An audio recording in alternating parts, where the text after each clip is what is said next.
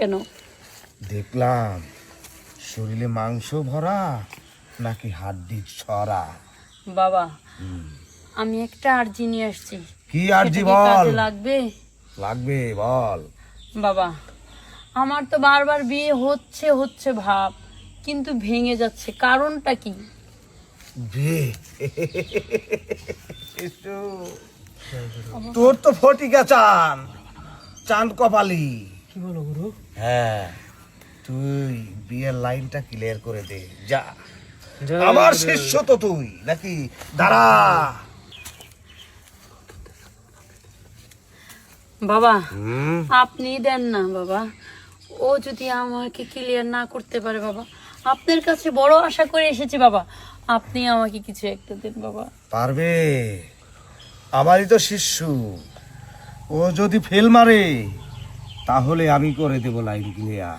বাবা, আপনার অনেক সুনাম শুনেছি, তার জন্যই কিন্তু আপনার কাছে এসেছি অনেক দূর থেকে বাবা। আপনি একমাত্র পারেন আমাকে সব কিছু থেকে মুক্তি করতে বাবা। হ্যাঁ, তুই ঠিক বলেছিস। আমি যে কথা, আমার শিষ্য একই কথা। ওর দিকে ভালো করে তাকিয়ে দেখ, ওর মাঝে আমার ছুরুত পেয়ে যাবি। ও বাবা, তাই? আমি ওর ভিতরে অলৌকিক শক্তি দিয়ে ঢুকে যাচ্ছি। শয়তানের দর ফকিন্নি, তুই মাফ কর। কামরূপ কামাখ্যা তিল পরা খাজা খা যা। এটা হচ্ছে শিশু দোয়া। কোথায় যাবো বাবা? পুরনো আস্তানা। পুরো নাস্তা নাই নিয়ে যাবো আমি, আসো। আমি তোর মাঝেই বিরাজ করি সর্বক্ষণ। বাবা, আমি জানতাম না, আমার ভুল হয়ে গেছে বাবা। আরে 7 দিন পর জি বাবা। তুই বিয়ের পিড়িতে বসবি। আচ্ছা বাবা। বিয়ের আগের দিন রাত্রে জি বাবা। এসে আমার দর্শন নিয়ে যাস। ঠিক আছে বাবা। সারা জীবন স্বামীর ঘরে সুখে সংসার করবি। আচ্ছা বাবা। প্রথমে ছেলে সন্তানের মা হবি। যা। তাহলে আমি যাব বাবা। বাবা, আবার কি আসতে হবে? বিয়ের আগের দিন রাত্রে। ঠিক আছে বাবা।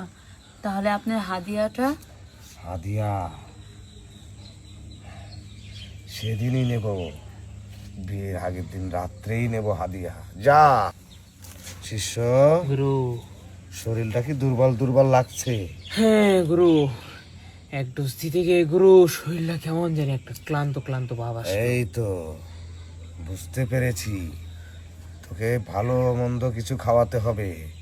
যা, 1 হালি হাঁসের ডিম, ½ কেজি দুধ একবারে মেরে দিয়ে আয়।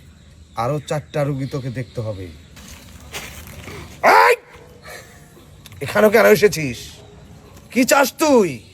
আমাকে কি শান্তি মতো থাকতে দিবি না? যা এখান থেকে।